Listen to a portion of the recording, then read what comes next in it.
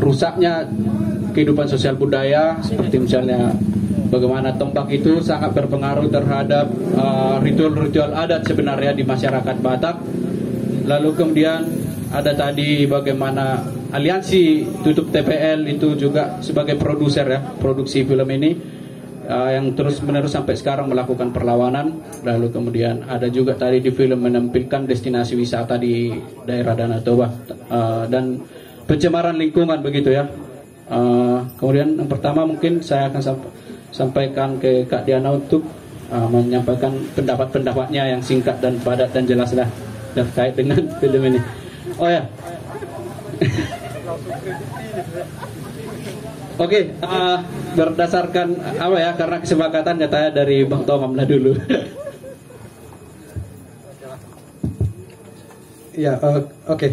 Selamat malam bagi kita semua. Hidup rakyat, hidup rakyat. Oke, kurang semangat ya. Kayaknya karena udah masuk kopi itu ya. Oke, pertama terima kasih Bung Pidong moderator untuk sudah memfasilitasi ini, mengantarkan tadi, dan terima kasih juga kepada teman-teman Literasi Coffee, John, untuk undangan ini. Kami kira ini sangat luar biasa inisiatif dari Literasi Coffee untuk menghimpun kita di sini semua menonton film yang saya kira perlu kita renungkan dan perlu kita refleksikan bersama, tentu untuk mencapai perubahan nanti. Terima kasih juga ke teman-teman yang ada di sini. Saya kira kita bisa saling diskusi santai saja ya. Saya juga baru beberapa, ada yang kenal, ada yang tidak kenal. Mungkin dari kegiatan kita hari ini atau pembicaraan kita bisa saling kenal secara ideologis ya, secara pemikiran dan sebagainya. Mungkin secara identitas itu gampang saja. Saya namanya Tongam Panggabean ya, saya bisa jelaskan siapa saya, tapi siapa saya sebagai saya yang sekarang, ideologinya apa, itu barangkali kan kita harus lebih ke refleksikan ke depan gitu. Harus kita internalisasikan sesama kita semua gitu. Saya memandang perkenalan itu seperti itu. Jadi supaya nanti kita juga bisa sama-sama bergerak dengan apa yang kita anggap perubahan yang harus kita tuju gitu. Kak Diana juga, saya kira Kak Diana ini senior saya ini di sejarah. Tamu berapa Kak? 2000, saya 2004 gitu. Jadi ketemu lagi. Luar biasa memang, tapi nanti kita mungkin ke apa ya, saya akan antarkan di konteksnya dulu ya, konteks dari tadi film ini yang dimaksud itu malapetaka itu Sikama Barbari ini adalah agak susah menyebutkannya. Tapi intinya adalah dalam bahasa Batak itu adalah dalam bahasa Indonesia itu adalah malapetaka. Tapi mungkin padanannya tidak begitu serasi ya. Tapi kalau bahasa Batak dijadikan bahasa Indonesia, kayaknya bisa hanya padanannya saja. Tapi makna yang sebenarnya itu bisa saja tidak tertangkap gitu. Tapi setidaknya itu ada dua versi ya, kita anggap bahwa kita ingin menunjukkan ada malapetaka gitu. Nah, saya tidak dalam konteks saat ini menjelaskan film itu, karena itu adalah film yang kita masing-masing bisa persepsikan masing-masing. Bisa, karena itu adalah cuplikan-cuplikan fakta yang dibuat menjadi satu karya, lalu itu bisa kita tonton saat ini gitu. Mungkin saya berbeda ketika menonton itu, teman-teman juga mungkin berbeda dalam hal itu. Saya tidak dalam rangka mengintervensi apa yang teman-teman maknai soal film itu. Mungkin nanti Kak Diana yang lebih fokus di situ. Tapi saya akan gambarkan tanpa mengulangi fakta-fakta yang tadi, konteks gitu. Konteks di mana film ini berada. Kalau kita bahasakan tadi, sebenarnya bahasa, kalau kita ingin rangkum semua ini semua, perjuangan tadi sampai akhirnya ada film, ada tim 11, ada masyarakat yang dikriminalisasi, ada hutan yang dirusak, ada presiden yang datang menjadikannya kawasan Danau Toba menjadi kawasan strategis nasional gitu, pejabat-pejabat berdatangan, ada frontliner lembaga yang mendukung, misalnya Bakumsu, KSPPM, dan ada Amantano Batak dan sebagainya, termasuk juga teman-teman yang tidak bisa disebutkan sama nama-namanya di sini karena terbatas. Kalau kita ingin bahasakan semua itu, sebenarnya kita ini adalah bergerak di melawan penindasan atas nama legalitas gitu. Saya memandangnya begitu. Jadi yang kita hadapi saat ini adalah legalitas yang menindas gitu.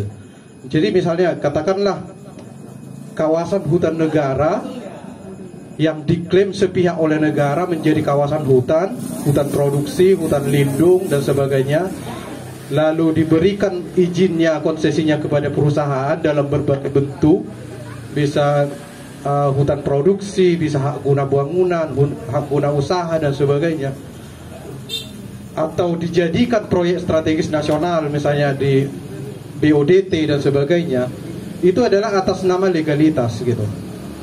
Jadi kita punya undang-undang, kita punya konstitusi sebenarnya, kita punya hak asasi manusia yang diadopsi ke dalam aturan perundang-undangan, tapi legalitas atas nama legalitas itu cenderung lebih menindas gitu.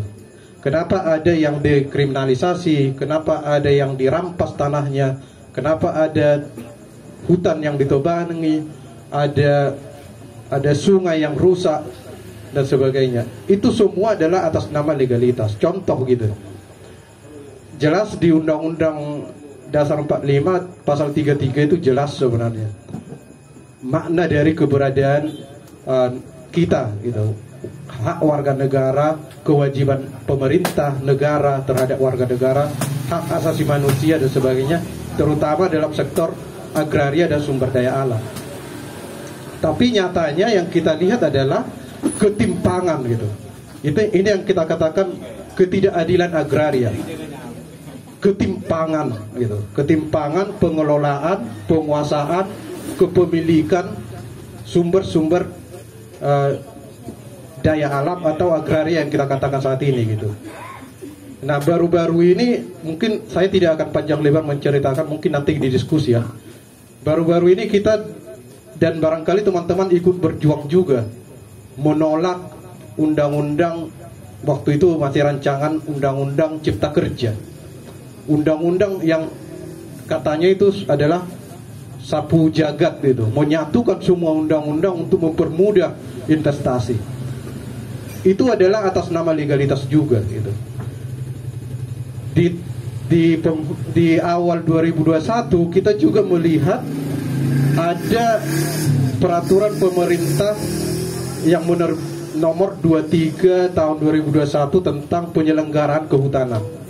Di dalam penyelenggaraan undang-undang peraturan pemerintah ini dipertegas kembali legalitas itu, bahwa izin usaha di sektor kehutanan itu, misalnya katakanlah TPL atau yang lain itu, jangka waktunya 90 tahun, bisa diperpanjang menjadi 90 tahun lagi, artinya 180 tahun gitu. Otoritas atau konsesi itu ada di dalam perusahaan, dan kita bayangkan umur kita saja tidak sampai segitu gitu. Jadi berapa generasi sebenarnya yang dilompati oleh hak konsesi ya, konsesi atas hutan gitu. Ini bukan soal TPL saja gitu, tapi ini soal perusahaan-perusahaan investasi yang besar yang berada di kawasan hutan gitu. Bayangkan 180 tahun itu akan menjadi hak pinjam atau hak penggunaan atau hak atas tanaman industri, hak atas pemanfaatan hutan, hasil hutan dan sebagainya, HGU dan sebagainya gitu.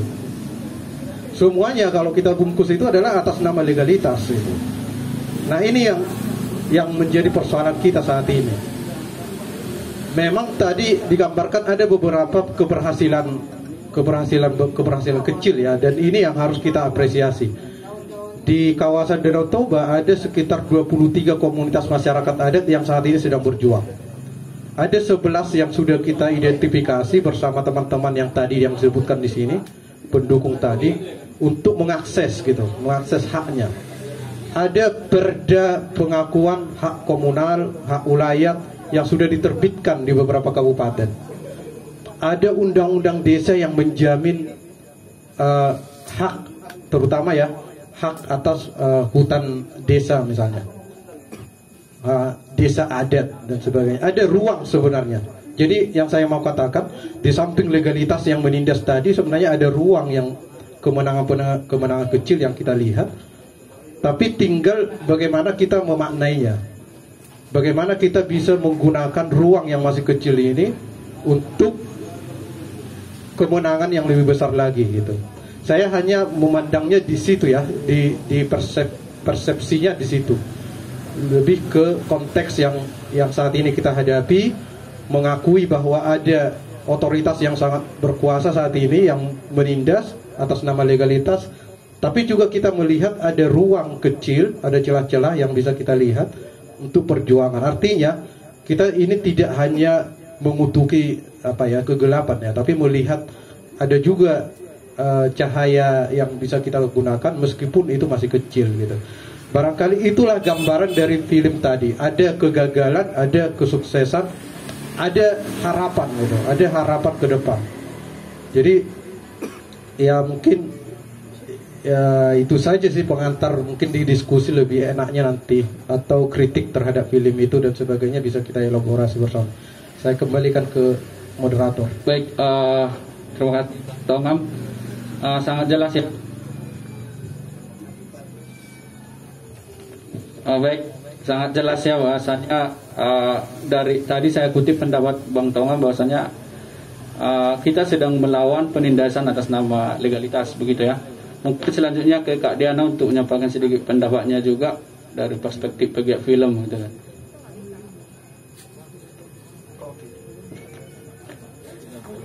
Oke, selamat malam kawan-kawan.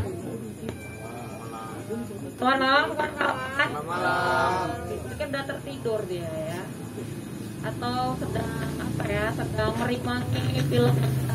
Aku baru ini nonton film ini. Sebagian memang kan materi film ini udah di-share di sosial media kawan-kawan yang diajak kerjasama sama Watchdog untuk tetapi yang perlu ku beri catatan lah di sini ya, bahwa ini semakin mengkerucutkan betapa perusahaan Tobacco Lestari ini memang harus ditutup ya, karena Watchdog cukup memiliki kemampuan riset sehingga membuat storytelling yang membuat kita itu merasa kita ada di situ gitu. Kita penonton, kita ada di situ, dan ketika ada orang yang menonton film ini tidak tergugah nuraninya, mungkin dia harus dipertanyakan kemanusiaannya.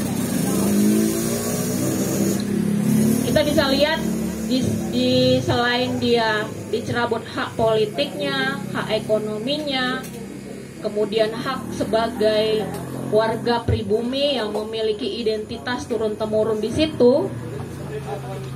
Di atas itu ada hak hidup yang dirampas di sana. Jadi kalau kita tidak membagikan film ini ke banyak orang dan menonton bahwa di Sumatera Utara sudah 30 tahun ada sebuah perusahaan yang memporak-porandakan sehingga film ini pun berjudulnya Malapetaka, kita harusnya merasa bersalah gitu.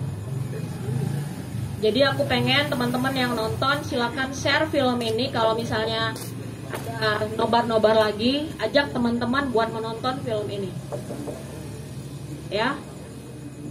Itu yang pertama. Yang kedua, sebagai filmmaker aku merasa cukup malu kenapa film ini dibuat oleh orang di luar Sumatera Utara.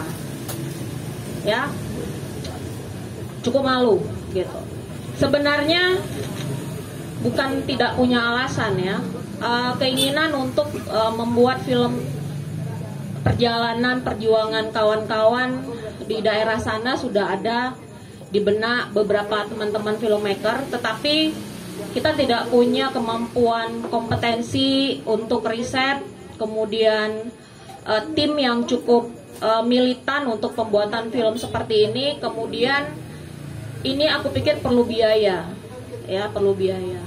Pada akhirnya tahun 2019 aku hanya bisa membuat satu video pendek. Waktu itu aku berpikir kenapa cerita tentang TPL ini cerita sedih terus ya? Apakah tidak ada kemenangan-kemenangan di sana? Akhirnya ngobrol-ngobrol dengan beberapa teman. Ada satu teman yang mengatakan menyebut desa Sugapa di Porsea sana, Kabupaten Toba, yang menyebutkan bahwa warga desa sana berhasil mengusir pekerja TPL untuk penguasaan lahan di sana. Akhirnya aku datang 2019 dan pertama sekali aku keluar dan lebih dari 2 jam berada di Porsea. Aku teringat lagi bau busuk yang pernah aku hirup tahun 2003. Waktu itu masih kuliah dan teman-teman di sini di USU dan beberapa mahasiswa lain di kampus yang ada di Medan itu turun untuk live in di sana. Aku hanya di situ sekitar lebih kurang dari sebulan, tapi ada sampai yang berbulan-bulan di sana untuk ikut bersama masyarakat untuk menolak TPL beroperasi kembali pada saat itu. Mungkin di sini aku tidak melihat ada data 30 warga ya yang dipenjara 2 tahun karena dianggap merusak properti TPL, padahal mereka berjuang. Tetapi pemerintah dalam hal ini kepolisian tidak mengusut kematian 2 warga di Porsea yang bentrok pada saat itu gitu. Jadi ada ketidakadilan yang luar biasa terjadi di sini dan masih berlangsung hingga hari ini. Kita menyaksikan sendiri berita-beritanya.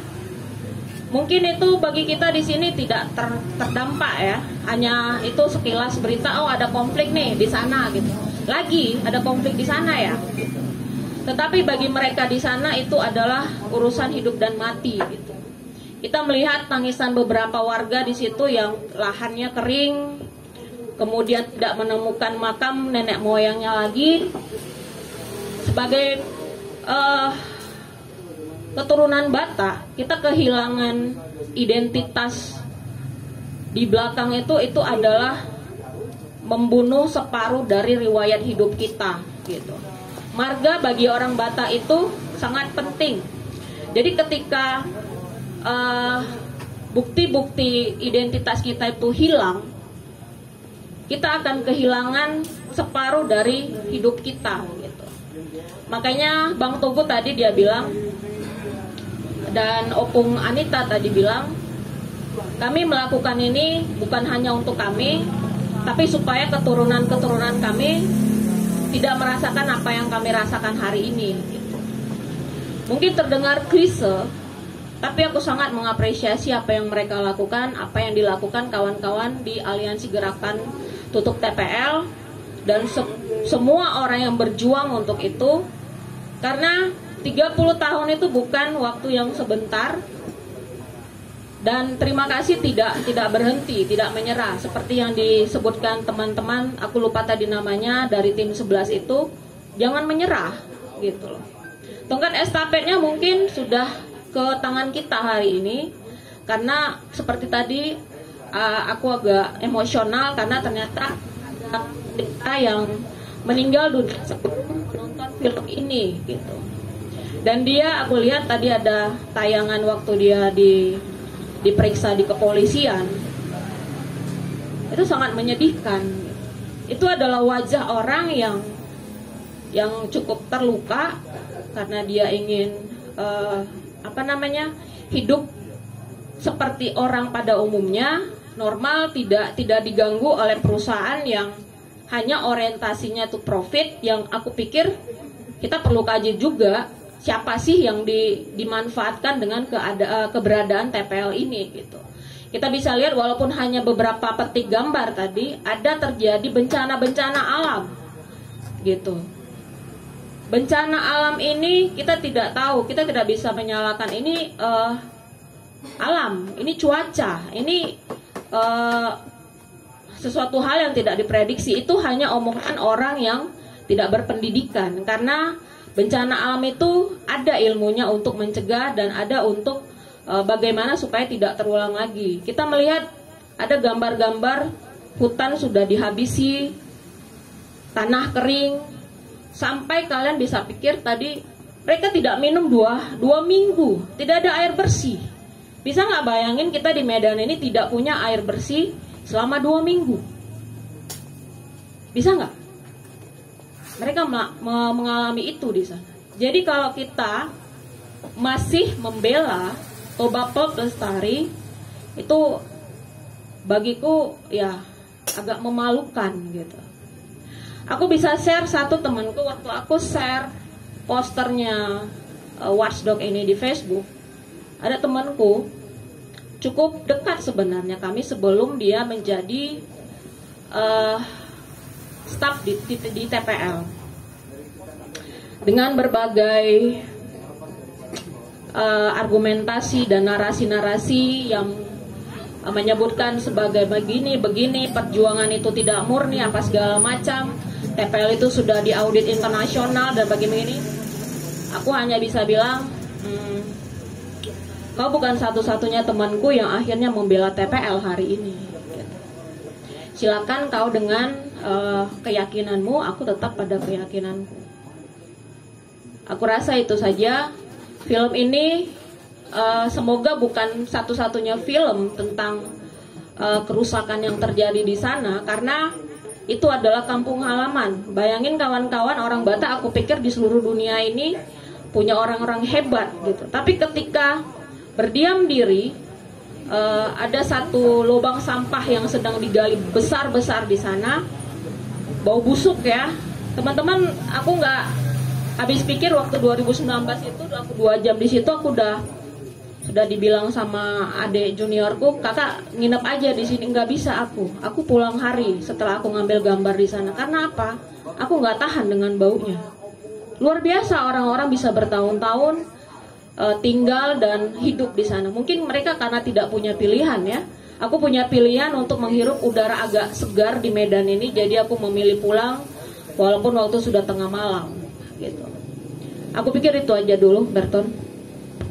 Baik, ini aja. Gitu ya. Mungkin dari teman-teman yang hadir di sini ada yang ingin memberikan tanggapan atau pertanyaan-pertanyaan, bisa diberikan waktu teman-teman.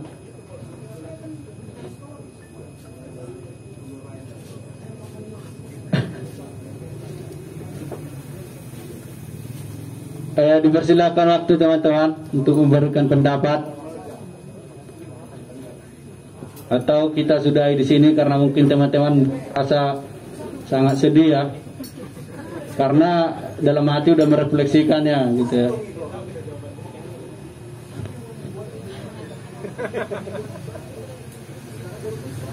Oke, mungkin 1-2 orang saja teman-teman yang bisa memberikan tanggapan, daripada tanggung kita tutup langsung ya diskusinya ya. Ada teman-teman?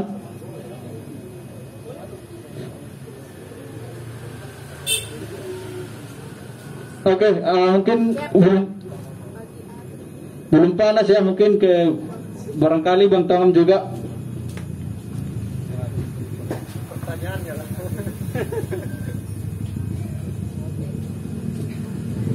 Mungkin ada tambahan, mungkin Bang Tongam yang ingin disampaikan ke teman-teman di sini untuk memperdalam wawasan kita terkait dengan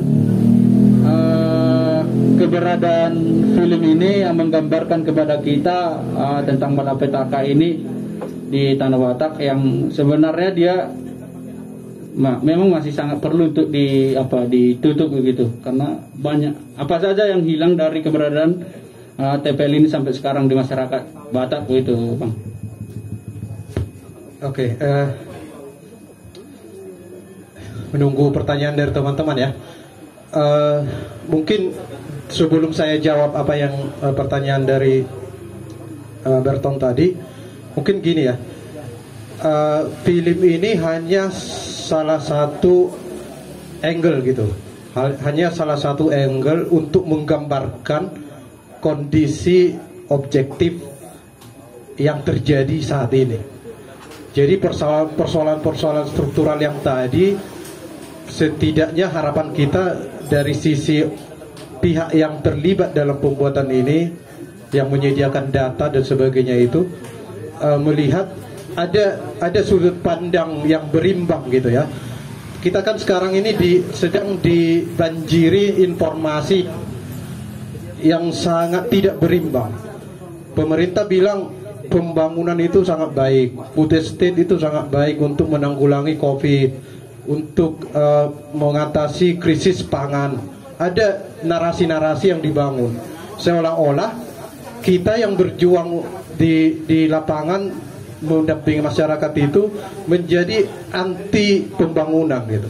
Ketika bicara misalnya kritik terhadap kebijakan pembangunan, jadi kita menjadi anti, dianggap anti pembangunan sehingga bisa dipersekusi gitu. Nah ini terjadi beberapa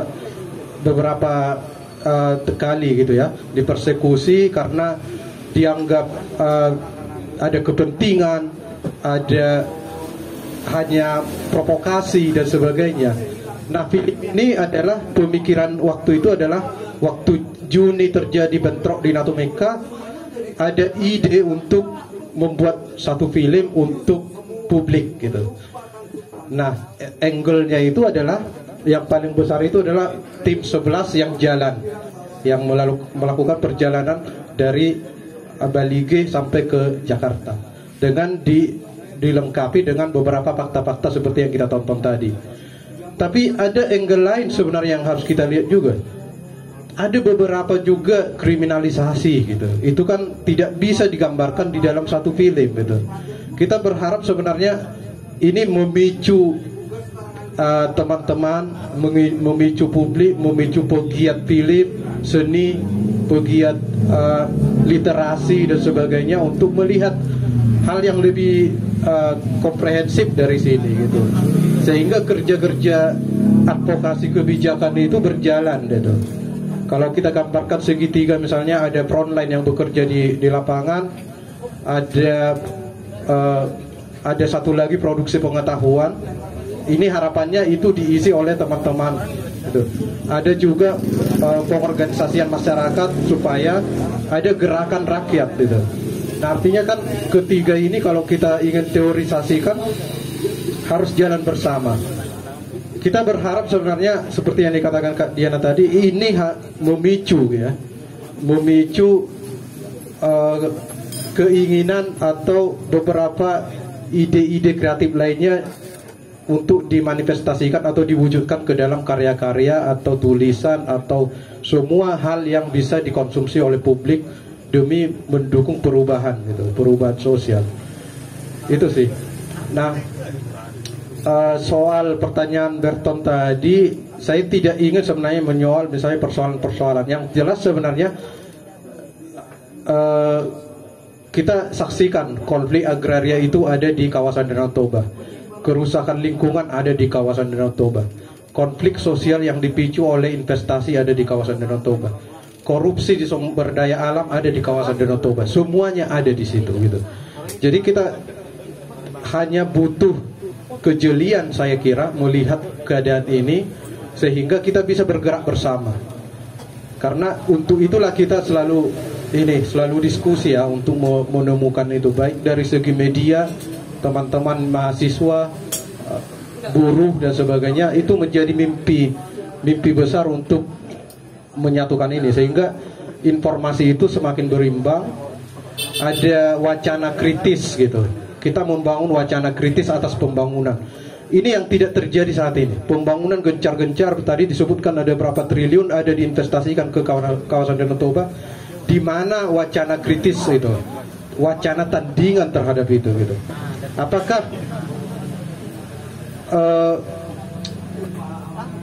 persepsi investasi itu selalu menang gitu ya? Paradigma investasi untuk kesejahteraan yang artinya pertumbuhan, lalu itu akan mengalir ke bawah untuk kesejahteraan, itu benar-benar terjadi. Kalau kita tadi bicara, ada masyarakat yang bilang kita berjuang bukan hanya untuk kita, tapi untuk generasi gitu. Ini kan satu pandangan ya, pandangan filosofis sebenarnya yang harus kita pertahankan juga. Mungkin teman-teman ada yang, ya saya kan tidak termasuk di situ. Saya tinggal di Medan, saya tinggal di provinsi lain gitu ya. Tapi kalau kita memandang gerakan ini untuk generasi, lintas generasi, maka secara otomatis kita terikat di sini gitu. Kita terikat di dalam gerakan ini. Itu yang sebenarnya harus kita sadari ya. Yang harus kita sebarkan juga ide ini, bahwa kita berkepentingan terhadap keadilan sosial, keadilan lingkungan atau keadilan ekologi, dan juga hak-hak atau pemenuhan hak-hak masyarakat yang langsung berada di atau terdampak dari kebijakan itu gitu. Kesadaran seperti itu kan harus kita bangun, sehingga jangan sampai ada cerita misalnya, ya itu kan urusan Bakumsu saja, Bakumsu kan bantuan hukum, itu kan urusan KSPPM gitu dan sebagainya. Padahal ini adalah urusan kita bersama gitu. Ada ide gitu, ada ideologi bersama yang harus kita wujudkan, ideologi keadilan sosial, ideologi keadilan ekologi dan sebagainya gitu. Ya, itu sih artinya, ya besar harapan dengan adanya film ini akan menjadi memicu karya-karya yang lebih dahsyat lagi, supaya kerja teman-teman yang tadi disebutkan di situ terbantu gitu dengan gerakan-gerakan. Karena tidak ada gunanya kita produksi misalnya media-media ke pergerakan kalau kita juga tidak mau mendorong adanya gerakan kolektif gitu. Kita sadari itu, bahwa gerakan kolektif lintas sektor itu adalah bahasa-bahasa yang sudah lama kita diskusikan. Mungkin teman-teman ada di kelompok studi, ada di kelompok mahasiswa, buruh dan sebagainya selalu bicara seperti itu. Nah, setidaknya kita mulai dari pemahaman, mulai dari karya-karya, karena era sekarang adalah era berkarya sebenarnya. Banyak media yang bisa kita gunakan. Itu sih, Barton. Kak Dian, tanggapannya Kak, tambahan? Sedikit lah ya. Ya, yang dibilang si Tongam tadi benar. Ini memang aku ngelihat dia fokusnya perjalanan Bang Togo menjadi trigger di cerita ini, di storytellingnya. Tapi ada banyak sekali muatan-muatan yang bisa dipecah sebenarnya untuk didalami. Aku tertarik dengan dari sisi ekonominya ya. Ternyata ada sekitar, kalau dikalkulasikan itu sampai triliunan hasil dari kemenyan itu gitu. Karena apa? Penghasil kemenyan ini kan tidak banyak di seluruh dunia gitu. Hanya di endemi di daerah-daerah tertentu saja ya. Terima kasih, Sumatera Utara menjadi salah satu kawasan endemi kemenyan, dan itu hasilnya juga luar biasa. Tapi yang ku tahu saat ini terjadi penurunan produksi karena memang pohon-pohonnya sudah banyak yang ditebang dan dirusak gitu. Kita mendapat gambaran tadi bagaimana bumi Tapanuli di sekitar Danau Toba itu sudah monokultur, dan aku tidak tahu bagaimana hewan-hewan yang tadinya hidup ada di sana itu perlu juga kita tampilkan bahwa sudah merusak ekologis, dan ada banyak sekali tanaman-tanaman endemik Toba yang jangan-jangan juga hilang gitu. Nah, ini menarik gitu kan, kalau kita mau membandingkan persoalan bagaimana perusahaan ini menghasilkan devisa atau menghasilkan pendapatan untuk daerah, kita bisa kalkulasikan dengan penghasilan dari kemenyan atau turunan-turunan produksi hutan dari sana yang bisa dihasilkan dari masyarakat. Tetapi bukan di situ yang menjadi tolak ukurnya. Kita punya Undang-Undang Dasar 1945 di mana satu warga negara pun yang merasa tidak mendapatkan keadilan untuk hak hidupnya, negara itu harus gelisah gitu. Jadi apalagi di sana ada sekitar 23 komunitas masyarakat adat yang bergantung hidupnya di hutan gitu, dengan penghasilan hutan gitu. Jadi negara ini, pemerintah sekarang sedang mempertontonkan bagaimana dia memperlakukan warga negaranya di sana. Nah, ini harusnya menjadi perhatian kita, dan perlu juga di highlight juga bahwa ada di samping sebuah program besar terhadap Danau Toba ini yang digadang-gadang akan mengucurkan banyak sekali perputaran uang di sana, tetapi banyak sekali orang yang hak hidupnya itu sedang terancam di sana. Jadi pendekatan-pendekatan pemerintah juga lagi-lagi di berbagai daerah yang mengalami konflik agraria itu selalu saja bawa-bawa pembangunan, investasi gitu. Tetapi perlu juga ada sebuah wacana tandingan seperti yang disampaikan Tongam, bagaimana pembangunan ini kadang-kadang hanya lip service saja gitu kan. Kita mau mementahkan itu, kita sudah sebagian besar mungkin sudah memahami itu dari diskursus dan diskusi-diskusi yang sudah ada, tetapi mungkin masyarakat kebanyakan belum memahami itu. Makanya aku bilang lagi-lagi inisiatif untuk pembuatan film ini itu sangat baik sekali sebagai media pemberitahuan, media kampanye dan edukasi kepada masyarakat terhadap apa yang sebenarnya sedang terjadi di Danau Toba gitu. Di balik kecantikan yang sedang dipoles-poles oleh pemerintah dengan tujuan untuk menghasilkan pendapatan yang besar di sana, kesejahteraan dan bla bla bla, itu sedang terjadi penganiayaan yang luar biasa di sana, baik fisik, psikis maupun ekonomi gitu. Jadi satu hal lagi, film adalah salah satu media yang paling efektif untuk melakukan perubahan sosial, perubahan mindset.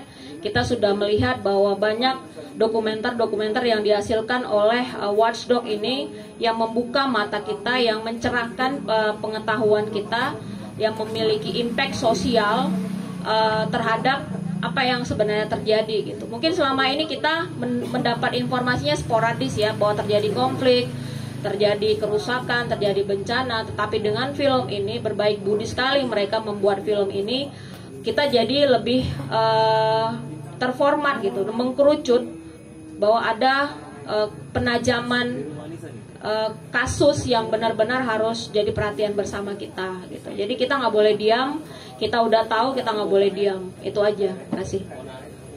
Baik, menarik pendapat dari Bang Tongam dan Kak Diana terkait dengan bagaimana film bisa mempengaruhi cara pandang juga sebenarnya dari dunia film ya. Mungkin sebagai saya berikan kesempatan untuk teman-teman juga untuk berpendapat. Teman-teman, sebelum mungkin nanti bisa kita akhiri diskusi kita ini. Oke. Perkenalan ya, Bang.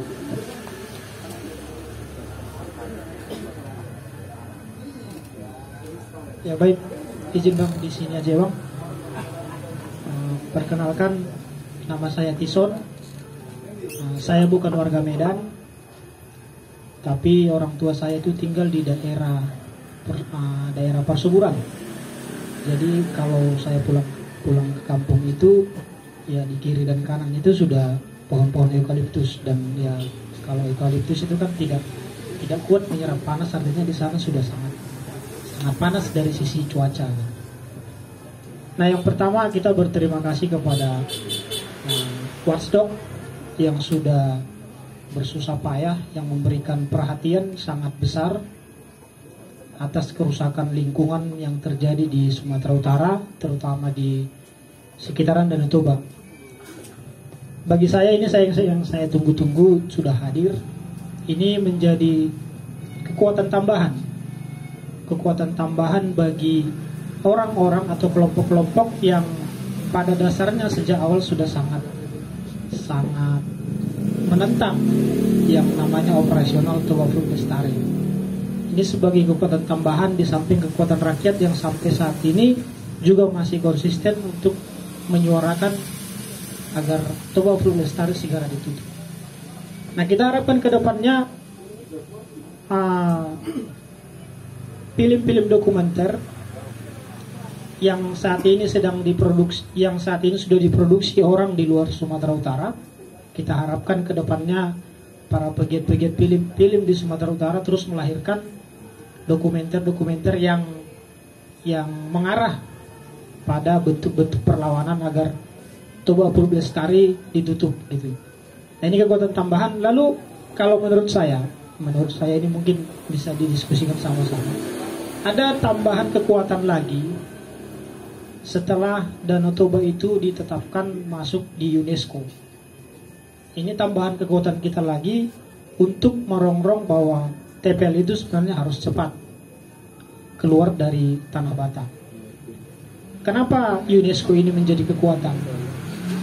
Karena poin-poin untuk masuk ke UNESCO itu kan dia tidak hanya bicara tentang pendidikan, dia tidak hanya bicara tentang kebudayaan, tapi juga bicara mengenai kekayaan alam. Kekayaan alam itu kan di sana termasuk mengenai lingkungan. Nah, kalau terus-menerus Toba Fuluk Lestari berada di sana yang secara langsung berhubungan dengan lingkungan, ini kan akan mempengaruhi eksistensi Danau Toba sebagai warisan dunia. Itu yang pertama. Lalu yang kedua, tambahan yang kedua itu mengenai Danau Toba ditetapkan sebagai kawasan strategis atau 5 wisata super prioritas. Ini juga menjadi kekuatan bagi kita. Kenapa? Pada saat ini ditetapkan sebagai kawasan strategis, ini kan menjadi masukan bahwasanya seluruh potensi yang ada di Danau Toba, baik itu lingkungannya, kebudayaannya, pendidikannya, dan segala macam keragaman yang ada di dalamnya, termasuk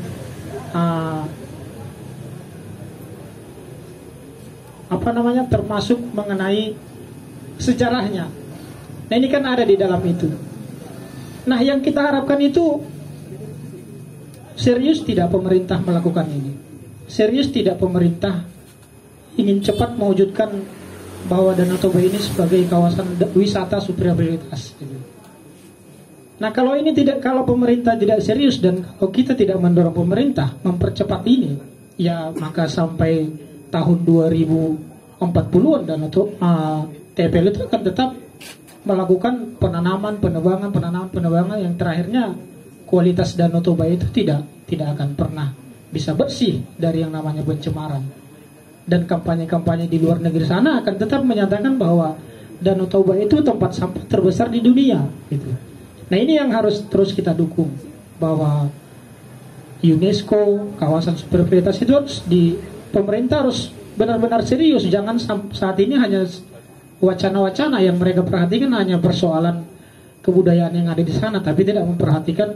Mereka datang hanya menonton upacara-upacara adat, tapi mereka tidak memperhatikan bagaimana hutan-hutan adat yang di sana. Apakah itu menjadi perhatian mereka apa tidak gitu?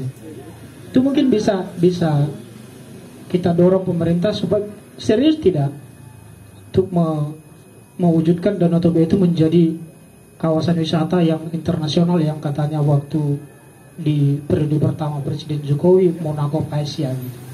Benar tidak itu apakah itu hanya seperti yang dikatakan Kak Diana sebagai lip service atau seperti apa gitu? Itu mungkin bisa menjadi wacana baru bagi kita bahwa kekuatan masyarakat Tanah Batak itu melawan Toba Fuluk Lestari tidak hanya berdemonstrasi, tidak hanya melalui lewat jalur-jalur hukum, tapi juga itu harus menjadi perhatian bagi kita bahwa pemerintah harus benar-benar segera mewujudkan itu. Jika tidak, ya Danau Toba itu tidak akan pernah bangkit dari keterpurukan itu. Itu saja.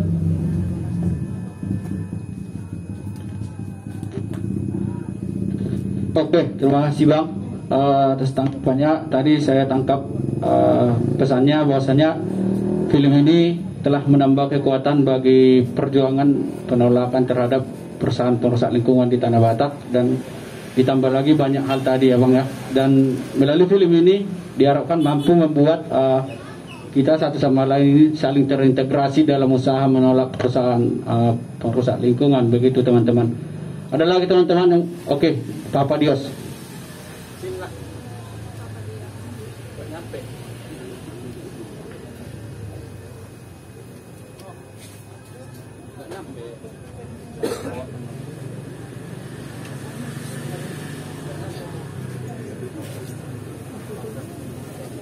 Ya, pertama-tama saya juga tes seperti Kak Diana tadi ya, mengapresiasi pembuatan film ini. Terus yang kedua mengapresiasi juga yang telah hadir di sini. Tapi sebelum saya menyampaikan pendapat dan pertanyaan, saya disclaimer dulu gitu, bahwa apa yang akan saya sampaikan ini ya murni untuk diskusi, tidak ada maksud untuk penghinaan atau pencemaran nama baik. Nah, ini satu clue untuk menghindari undang-undang ITE gitu. Nah, karena background saya mahasiswa, tentu untuk di gerakan akar rumputnya saya tidak terlalu paham. Tapi yang ingin saya bahas mengenai lanskap kebijakan Indonesia gitu. Karena memang bisa kita bilang ya, apalagi kelompok-kelompok masyarakat sipil yang mendukung hidupnya masyarakat hukum adat itu ya, sampai sekarang kita itu mengalami frustasi gitu. Frustasi itu ya bisa seperti yang disampaikan oleh Bang Tonggom tadi, seperti udah ada keluar tentang putusan MK untuk mengakui hak masyarakat hukum adat dan juga mempercepat lahirnya RUU masyarakat hukum adat, tapi sampai sekarang itu nggak berbunyi sama sekali gitu. Bahkan di tiap prolegnas di DPR untuk disahkannya undang-undang itu juga nggak masuk gitu. Padahal kalau kita melihat peraturan yang ada di Indonesia terkait masyarakat hukum adat, menurut saya itu cukup lengkap gitu. Mulai dari tahun 2000 atau 2001 itu tentang TAP MPRS mengenai masyarakat hukum adat gitu. Jadi saya lihat dari lanskap regulasi dan kebijakan itu sudah lengkap sebenarnya. Tinggal kita menunggu hadirnya RUU hukum adat ini. Tapi yang menjadi garis yang perlu kita garis bawahi bahwa tidak adanya political will gitu atau kemauan dari pemerintah untuk mengimplementasikan terhadap regulasi yang sudah ada atau kebijakan-kebijakan yang sudah disampaikan secara konkret oleh pemerintah, seperti yang disampaikan oleh Presiden Jokowi.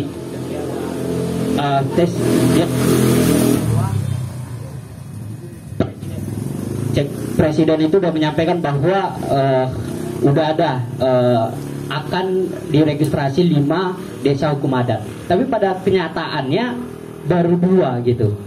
Nah ini kalau kita teman-teman hukum atau yang mengerti hukum itu kan udah fatal kali pernyataan Presiden Jokowi itu. Karena yang pertama itu mengandung suatu kebohongan, yang kedua itu udah salah satu mengingkari. Kan begini, pernyataan pejabat publik itu adalah sebuah kebijakan gitu. Dalam hukum administrasi bisa kita bilang itu. Pendapat publik itu adalah sebuah kebijakan. Oleh karena itu ketika pendapat seorang pejabat publik itu tidak benar atau berbohong, itu bisa kita gugat. Memang yang di film ini yang memberi pernyataan kan Jokowi ya, beda ini beda cara yang harus kita lawan, karena tidak serta-merta bisa digugat melalui pejabat-pejabat seperti yang di bawahnya gitu. Itu hal pertama. Terus yang kedua, saya melihat dari periode awal Presiden Jokowi ini yang digembor-gemborkan dalam pidatonya itu kan pembangunan gitu. Tambah lagi baru diundangkannya Undang-Undang Cipta Kerja. Di Undang-Undang Cipta Kerja itu bahkan saat ini orang mau membuat perusahaan PT itu satu orang pun udah bisa gitu. Jadi saya sendiri aja kalau mau buat PT itu udah bisa sekarang. Karena konsepsi pemerintah sekarang yang ingin mempercepat laju investasi gitu. Nah, tapi memang kan argumen-argumen ini yang sulit kita kita lawan, kita tolak gitu pada saat kita mau melakukan kampanye. Seperti yang dikatakan Bang Tonggom, kita contohnya tadi ada saya garisi statementnya, kita bukan tidak suka terhadap pembangunan gitu. Tapi ini menjadi celaka bagi kita karena ya pada saat pembangunan itu dilakukan gitu, ya masyarakat adat atau masyarakat sipil ya pasti terdampak gitu. Saya pernah ke Mandalika, itu pembangunan motor GP. Saya cek itu pembangunan motor GP itu udah jalan gitu. Hotel-hotel sudah dibangun, tapi di tengah lingkaran lintasan motor GP itu, di situ masih ada rumah masyarakat gitu, yang menolak untuk pindah dan menolak untuk menerima kompensasi dari pemerintah. Itu kan seram kali gitu. Bayangin aja, masyarakat aja belum setuju tapi pemerintah udah mulai pembangunan. Nah itu di Mandalika, belum di daerah-daerah lain. Saya sendiri sebagai mahasiswa udah frustasi kali, tapi saya yakin semacam Bang Tonggom dan teman-teman atau Kak Diana dan lain-lain itu pasti akan lebih frustasi lagi daripada saya melihat lanskap kebijakan pemerintah saat ini gitu. Karena jujur saja, misalnya kita bicara TPL itu kalau saya lihat strukturnya justru itu banyak akademisi dari USU yang menjabat, bahkan dari komisarisnya gitu. Kalau bisa kita cek misalnya di website TPL. Tapi sayangnya sampai sekarang ya kalau saya lihat jarang atau nggak ada akademisi di USU itu yang bersuara atau memberi pendapatnya terhadap kisruh yang terjadi di TPL gitu. Nah ini satu hal lagi, bagaimana kebijakan itu kan seharusnya dipengaruhi oleh masyarakat atau yang paling dekat itu dengan akademisi gitu. Nah ini jangankan masyarakat, akademisi aja itu sangat jauh gitu dan terlibat di dalamnya gitu. Jadi saya kira hal-hal ini yang perlu kita perhatikan gitu. Belum lagi misalnya kita balik ke belakang, orang-orang yang di balik pengesahan dan pembentukan Undang-Undang Cipta Kerja itu adalah rektor-rektor tiap kampus gitu, termasuk USU, rektor USU pada saat itu yang dari hukum itu termasuk yang turut menyusun Undang-Undang Cipta Kerja gitu. Nah secara lanskap kebijakan ini sangat sulit menurut saya dan butuh kerja keras gitu. Saya pernah ngelihat ada statement di media, dia bilang begini, kalau kita mau menolak Undang-Undang Cipta Kerja, kita tidak hanya bisa dengan cara aksi atau hanya membuat tulisan sederhana gitu. Karena orang di belakang yang mendukung Undang-Undang Cipta Kerja ini World Bank gitu. Dan World Bank itu kajiannya itu lebih dari 1000 halaman gitu.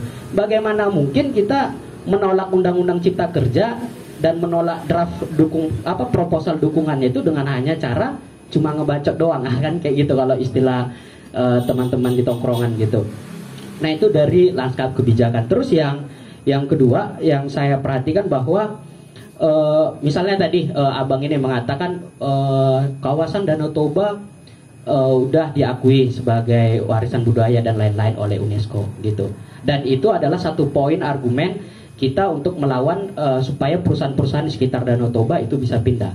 Nah tapi saya kira ini argumen suatu hal yang sia-sia, karena bulan lalu saya ngelihat itu sempat viral, ada acara webinar satu universitas dengan Kementerian KLHK itu membahas pariwisata Komodo. Nah UNESCO udah bilang sama pemerintah Indonesia untuk menyetopkan pembangunan pariwisata premium di Komodo. Itu pernyataan UNESCO. Tapi Kemen KLHK bilang itu nggak ada dampaknya sama kita, sama pemerintah Indonesia, dan kita tidak tunduk pada pernyataan UNESCO itu gitu. Nah kalau mau kita bandingkan argumen yang akan kita bawa mengenai UNESCO atau warisan budaya yang di Toba dengan pernyataan Kemen KLHK tadi, itu kan terbuang sia-sia gitu. Walaupun saya sepakat itu merupakan salah satu argumen kita, tapi melihat ketidakmauan pemerintah ini gitu, atau bisa kita bilang ketidaktahuan, itu sangat sulit gitu. Jadi itu saya kira dari lanskap kebijakan yang sampai saya sampaikan. Nah, yang menjadi pertanyaan saya yang pertama untuk Bang Tonggom gitu. Nah, salah satu cara yang paling, misalnya kalau lewat jalur hukum kan itu untuk mengakui komunitas masyarakat hukum adat itu melalui perda gitu. Nah di Sumut itu udah ada beberapa perda yang saya dengar termasuk di Humbahas gitu. Nah untuk masyarakat adat di sekeliling TPL ini, apakah bisa itu kita perjuangan, kita lawan dan diakui dengan perda gitu? Mengingat bahwa tanah yang ditempati itu bukan hanya merupakan tanah negara gitu, hak yang dikuasai oleh negara gitu, yang diberikan konsesinya kepada TPL. Jadi sebenarnya lawan kalau saya bilang lawan kita sebenarnya bukan TPL tapi negara gitu. Karena negara kalau tinggal mencabut izin atau mencabut konsesi tanahnya udah selesai itu gitu, nggak ada dampaknya sama sekali. Terus yang kedua, saya baru lihat ini sedikit agak keluar dari pembahasan. Saya baru baca laporan terbaru dari Bakumsu karena Bang Tonggom di sini mewakili institusi Bakumsu. Yang saya tanyakan terkait laporan yang baru mengenai perbudakan modern di TPL itu para pekerjanya. Karena memang kalau kita apalagi kalau di Facebook ya, kan banyak juga masyarakat daerah sana yang menolak untuk ditutup TPL dengan argumen ya kalau TPL ditutup kami mau bekerja di mana gitu. Tapi Bakumsu berhasil membuka satu fakta bahwa banyak dari mereka yang bekerja di TPL ternyata dibayar di bawah upah minimum gitu. Mungkin saya mohon sedikit penjelasan bagaimana hal itu bisa terjadi. Terima kasih.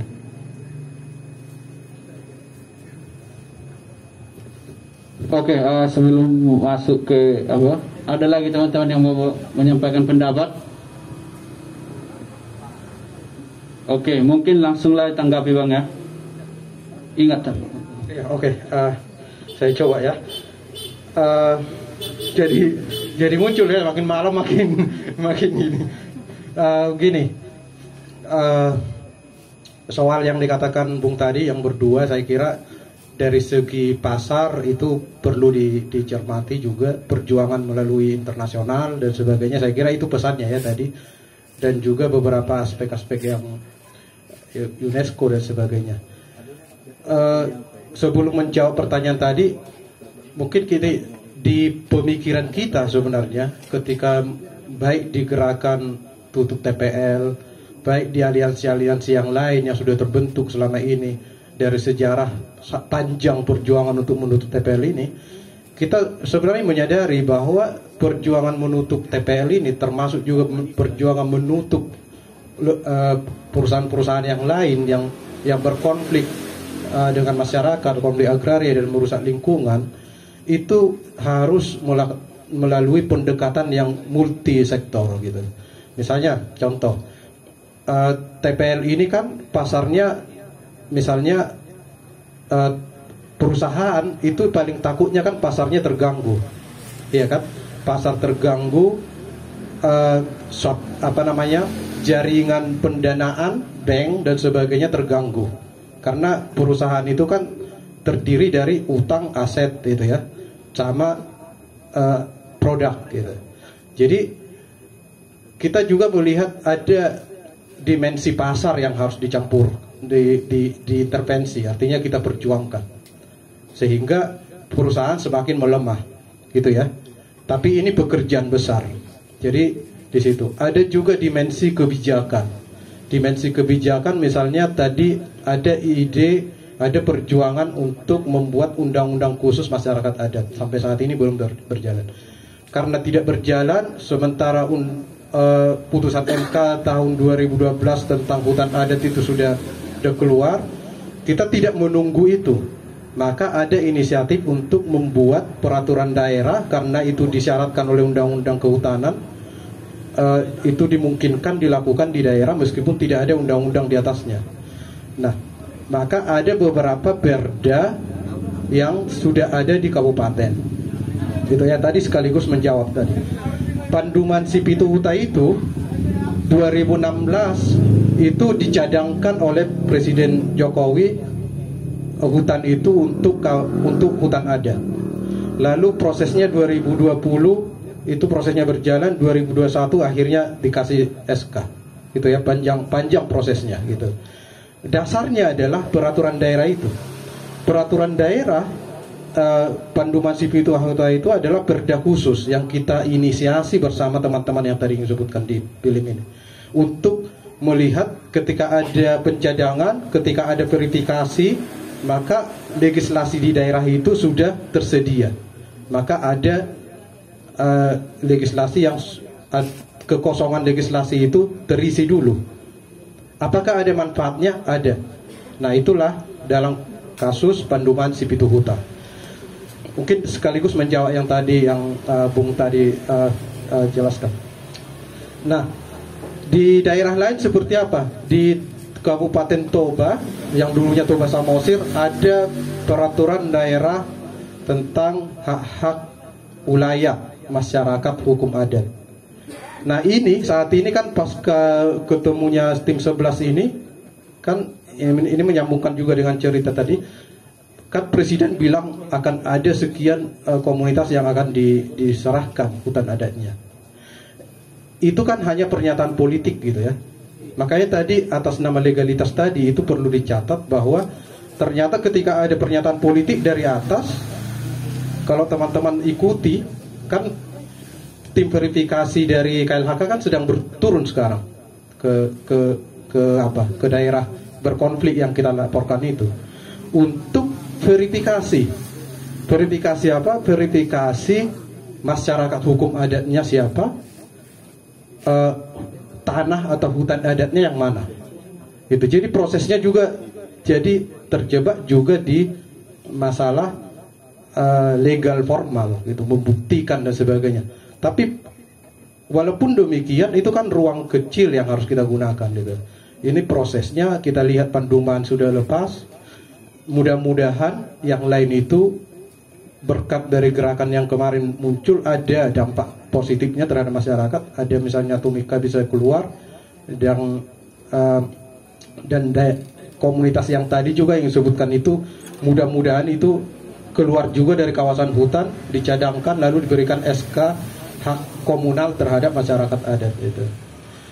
Nah, konflik di kehutanan ini kan kompleks gitu. Hanya beberapa yang bersinggungan dengan TPL. Artinya ada klaim hutan negara sepihak oleh negara, lalu diberikan konsesi kepada perusahaan, salah satunya TPL. Lalu ada juga sebenarnya klaim negara di kawasan hutan yang berkonflik langsung dengan masyarakat itu. Coba kita cek masing-masing. Kalau teman-teman pergi atau berasal dari desa, cek desa masing-masing apakah masih kawasan hutan. Ini juga masalah besar sebenarnya. Makanya tadi saya katakan angle-nya ini banyak sekali gitu. Di kawasan hutan banyak desa-desa, ya kan? Itu sudah berada di luar kawasan hutan dalam arti sudah milik desa atau masih berkonflik dengan negara, dengan pemerintah, dengan KLHK.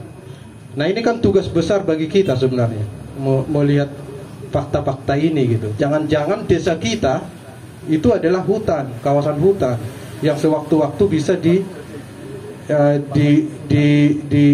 digusur gitu, ditetapkan menjadi kawasan hutan lindung, konservasi, hutan produksi dan sebagainya gitu.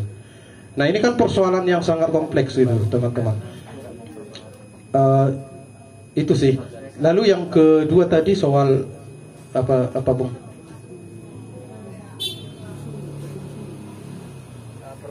Perbudakan modern. Oke, klarifikasi tentang itu ya.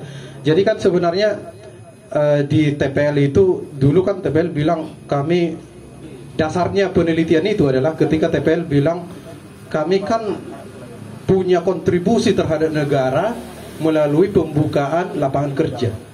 Lalu kita cek bersama teman-teman sebesar apa sih sebanyak apa sih lapangan kerja yang dibuka atau berapa tenaga kerja yang terserap karena adanya TPL. Itu latar belakang riset itu. Lalu kita ajak teman-teman dari buruh yang sektor industri di Medan untuk terlibat sehingga jadi lintas sektor. Kita lihat seberapa besar buruh hanya di bawah 1.000 tenaga kerja. Artinya yang langsung bekerja dengan TPL, artinya dengan perjanjian kontrak entah bekerja tetap atau bekerja kontrak, itu hanya sekitar 1.000-an, ya kan? Artinya tesis atau klaim TPL itu sudah terbantahkan. 1.000 orang itu hanya itu di bawah ya 900-an malah, kecil gitu. Nah itu yang pertama. Kedua, kan diklaim. Jadi siapa yang mengerjakan yang lain? Ternyata kan kontraktor, subkontraktor.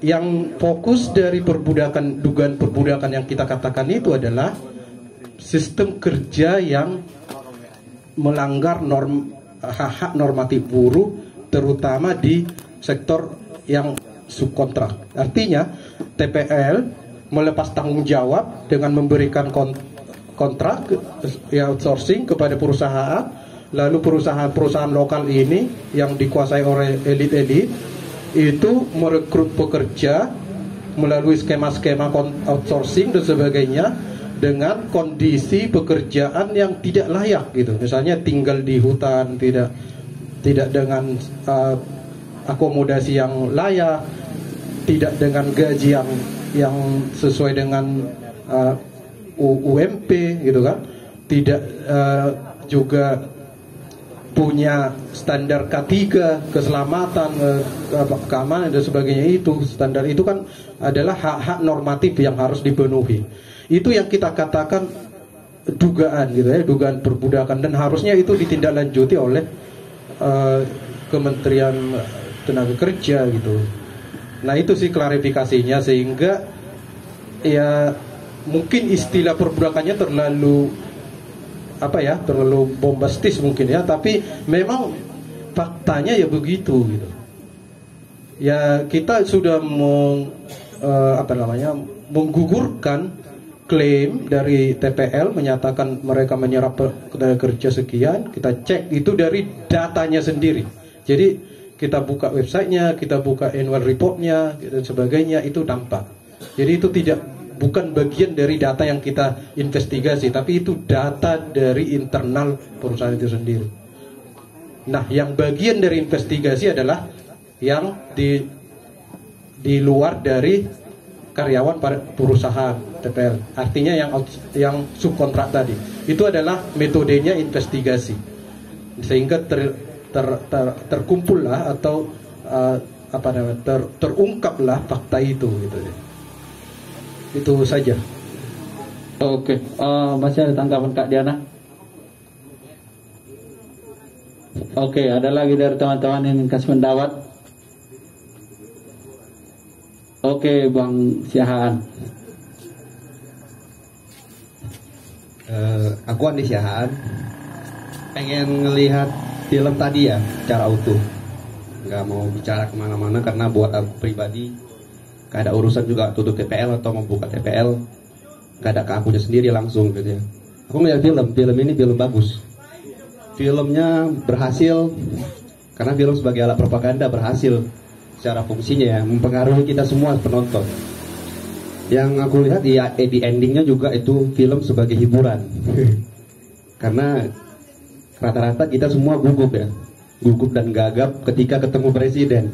Aku lupa mau bilang apa lagi ya. Semua faktanya di situ. Filmnya berhasil menampilkan semua yang terjadi di ya khususnya Danau Toba selama ini. Kita berhasil melihat apa yang terjadi. Ya kita bisa bilang kita buka website TPL itu salah satu direksinya adalah mantan ketua Wali Sumut, Wali Indonesia ya. Terus sampai ke bawah-bawah jajarannya di TPL itu banyak ya kayak kita juga yang sering duduk di sini ngomong untuk TPL gitu. Makanya aku mau bilang ini film yang bagus sebagai propaganda dan sebagai hiburan. Terima kasih. Baik, masih ada teman-teman?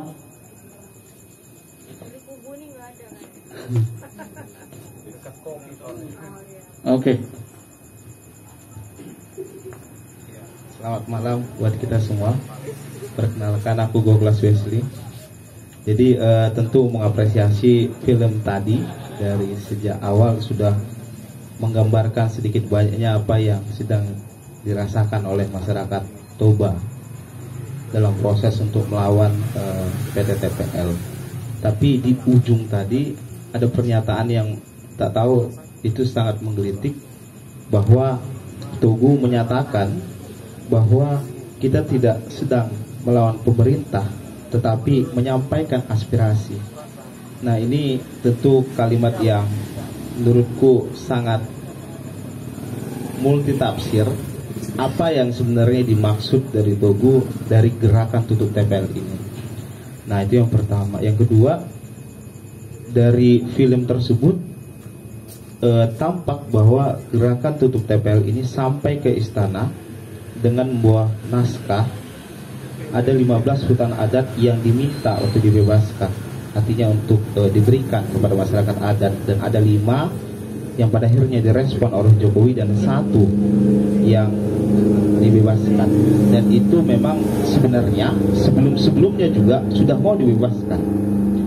Yang jadi pertanyaannya adalah, apakah ketika 15 lahan ini direspon oleh Jokowi, maka gerakan tutup TPL itu akan hilang? Apakah ketika hutan-hutan adat itu mungkin diberikan kepada masyarakat, tapi mungkin tidak seluruhnya, maka TPL itu dibiarkan beroperasi begitu saja? Jadi narasi yang sampai pada ke istana itu jadi blur. Kalau itu yang kutangkap. Meskipun awalnya memang langsung mengorek bagaimana kriminalisasi yang terjadi, terus perampasan yang terjadi. Itu poin kedua. Yang poin ketiga, ada hal yang masih dipertanyakan.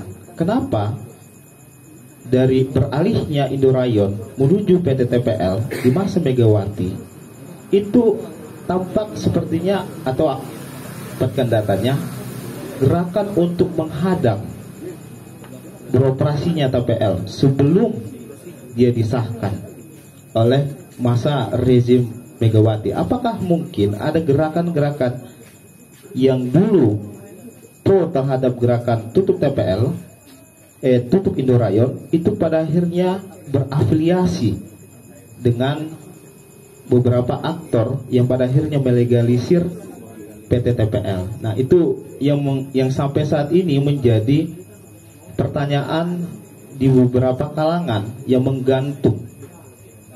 3 poin itu yang masih menjadi pertanyaan sampai saat ini menurut perspektifku, seperti itu. Terima kasih. Oke, lanjut. Kak Diana, ada tanggapan, Kak? Dikit aja ya, udah malam juga kan. Mungkin pertanyaan-pertanyaan kita memang banyak yang belum bisa terjawab pada malam hari ini, atau dengan film ini juga. Tetapi menarik yang dibilang si Wesley, banyak ini. Tapi kalau aku melihat sih, ketika kehadiran TPL ini memiliki dampak multidimensi di masyarakat, jadi untuk melakukan perlawanan terhadap TPL adalah multidimensi juga. Jadi ketika teman-teman tim 11 bergerak dengan strategi jalan kaki untuk kampanyenya, teman-teman Bakumsu di aliansi gerakan tutup TPL dengan investigasi dan advokasinya di masyarakat, yang lain boleh mengambil peran, termasuk Goklas sebagai media dari Tribun misalnya, atau dari Edison, dari analisa gitu. Jadi kita mengambil peran gitu. Kita tidak bisa meletakkan semua beban yang begitu berat yang bertahun-tahun, berpuluh-puluh tahun ini hanya kepada teman-teman yang saat ini bergerak gitu. Ayo kita bantu gitu. Apa yang bisa kita lakukan? Aku tidak bisa menyebut diriku sebagai bagian dari barisan gerakan tutup TPL. Aku tidak melakukan apapun gitu. Aku hanya bisa melakukan doa saja dan membantu nge-share semua informasi-informasi yang disampaikan oleh melalui sosial media atau diskusi-diskusi yang digelar oleh aliansi gerakan tutup TPL ini. Ya biarkan dulu kacang ini lewat ya, we. Gitu. Jadi kita ngambil peran lah gitu ya. Tidak hanya di tutup TPL, ada beberapa perusahaan lingkungan juga yang sedang bergerilya. Tetapi ini kan menjadi salah satu contoh besar bahwa ketika satu perusahaan lingkungan dibiarkan begitu saja, akan muncul perusahaan-perusahaan lain yang melakukan hal yang sama gitu. Jadi itu yang mau kita cegah supaya tidak ada 2, 3, bayangin ada 5 sekarang ya perusahaan lingkungan ya di sekitar Danau Toba, dan aku nggak tahu mau berapa lagi kita akan melihat dan merasakan dampaknya. Aquafarm misalnya yang akhirnya berganti nama ya. Ini salah satu strategi perusahaan-perusahaan semacam itu memang untuk mengelabui investor baru, pemilik saham baru, supaya dia kan sudah rusak nih namanya, sudah di demo habis-habisan, mereka berganti nama. Itu strategi yang usang sebenarnya, tetapi kita juga tidak boleh kalah kreatif juga untuk membuat gerakan-gerakan yang untuk mengempang mereka gitu. Karena kalau dampaknya aku sendiri ya tahu aja, kalau lewat sana baunya luar biasa. Kita nggak bisa lagi berenang-berenang dengan bebas di sana, hanya di spot-spot tertentu saja gitu. Sampai kemarin itu kita lihat ada kematian massal ikan gitu ya. Itu kan harusnya sudah menjadi alasan yang utuh lah untuk menutup semua perusahaan-perusahaan yang merusak di Danau Toba sana. Terima kasih.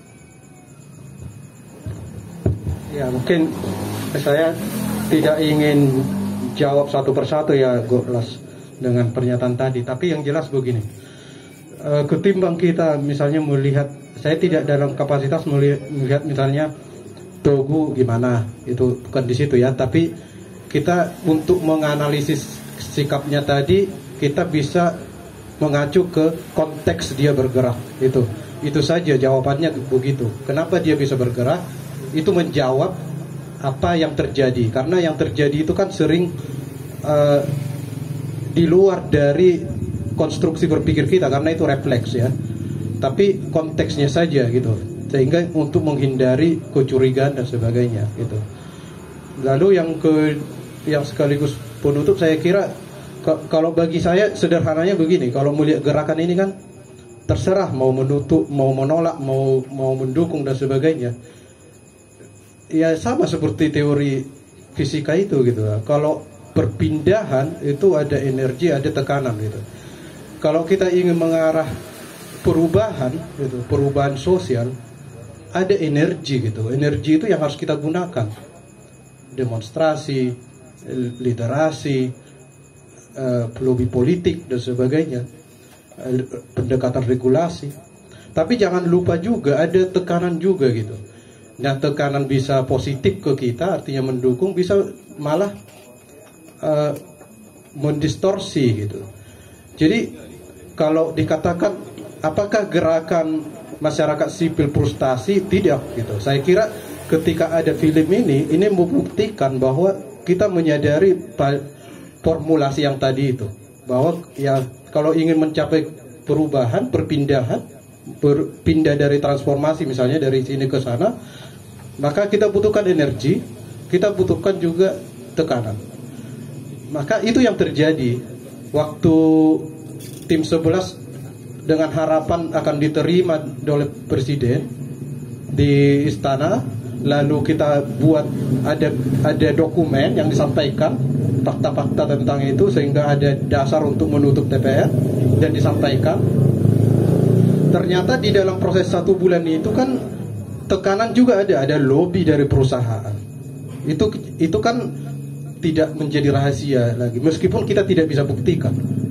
Lobby itu pasti ada. Lobby dari kita ada, lobby dari perusahaan bisa ada. Siapa yang lebih kuat, kita sendiri yang simpulkan gitu. Jadi ya begitulah gitu, supaya kita tidak frustasi ya melihat ini. Saya sendiri memandang gerakan itu seperti itu. Jadi saya tidak dalam kapasitas misalnya menilai si Anu seperti ini, si Anu seperti ini, atau yang bagaimana. Tapi melihat ya memang begitulah gitu. Sejarah kan membuktikan itu gitu. Saya anak sejarah, membuktikan ketika ada gerakan, ada yang pro, ada yang kontra gitu. Siapa yang menang biasanya ya kita tahu gitu ya. Tapi siapa yang punya martabat dalam perjuangan itu kita tahu gitu. Menang dengan punya martabat itu beda gitu. Ketika kita tidak mengingkari keyakinan kita misalnya tentang keadilan dan sebagainya, itu kita menang secara bermartabat. Meskipun kita tidak memenangkan dalam arti TPL tutup gitu. Karena itu adalah tugas sejarah yang harus kita kerjakan bersama, sama dengan yang tadi. Itu beban itu terlalu besar ditimpakan kepada Bakumsu, kepada teman-teman, kepada komunitas yang berkonflik langsung dengan TPN. Beban itu harus kita pikul bersama gitu. Itu sih pesan dari ini, sehingga nanti ya kalau ingin membantu, ingin ikut dalam gerakan ini, ayo kita share, kita buat diskusi-diskusi yang lebih yang membangun wacana kritis dan sebagainya. Media juga kita harapkan proaktifnya sehingga informasi berimbang dan sebagainya gitu sih. Ya secara apa ya begitu. Terima kasih. Baik, masih ada teman-teman yang mau memberikan tanggapan sebelum kita akhiri, karena sudah ada sekitar sejam lewat kita berdiskusi. Mungkin kan ada lagi teman-teman yang mau disampaikan. Oke, mungkin sebagai penutup Kak Diana ada yang mau disampaikan? Ya, jangan menyerah, itu aja. Tantangan pasti ada, tetapi mari kita sama-sama menjaga kewarasan dan kemanusiaan kita masing-masing. Itu aja. Lanjut Bang. Sudah ditutup tadi. Terima kasih. Oke ya. Berakhir sudah acara nonton bareng kita film Singkap Barbar, atau dalam bahasa Indonesia dia dikatakan sebagai Malapetaka. Saya tidak akan menyimpulkan apapun dalam diskusi kita kali ini. Biarlah daya kritis dan daya nalar kita semua yang di sini mampu melihat dan membuka mata kita tentang apa yang sedang terjadi di Tanah Batak. Semoga itu juga mampu meletakkan di mana kita akan berdiri begitu ya, dalam konteks perjuangan salah satu melawan perusahaan-perusahaan lingkungan, dan juga dalam konteks kehadiran perusahaan dalam merusak kehidupan tata sosial budaya dan ekonomi masyarakat lokal di wilayah Batak begitu teman-teman. Akhir kata dari saya ucapkan terima kasih. Saya Bidong Siga menutup diskusi kita hari ini. Terima kasih.